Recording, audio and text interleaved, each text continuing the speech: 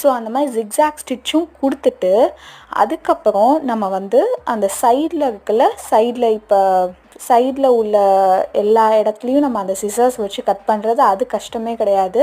அது நம்ம ஈஸியாக கட் பண்ணிடலாம். சப்போஸ் அதில் பிசுறு இருந்தால் கூட நம்ம அடுத்து வந்து ஒரு செயின் ஸ்டிச்சோ ஏதாவது ஒரு ஃபினிஷிங் கொடுக்கும் போது மேலே ஏதாவது ஒரு ஒர்க் பண்ணும் போது அந்த பிசுறெல்லாம் வந்து போயிடும்.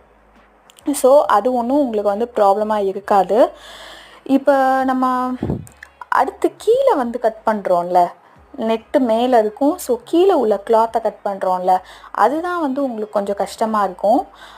ஸோ அது வந்து நீங்கள் கரெக்டாக ஒரு சென்டரில் எடுத்துக்கோங்க. சென்டர் ஆஃப் சைடில் எடுத்துகிட்டு கரெக்டாக அந்த ஒரு இதில் வந்து நீங்கள் கட் பண்ணுங்கள். ஆக்சுவலி மேலேயும் ஒரு செயின் ஸ்டிச் போடணும், நான் இங்கே போடலை. மேலேயும் ஒரு போட் நெக் மாதிரி ஒரு செயின் ஸ்டிச் போட்டுட்டு கரெக்டாக அந்த சென்டர்லேருந்தும் வரலாம், இல்லை அப்படின்னா வந்து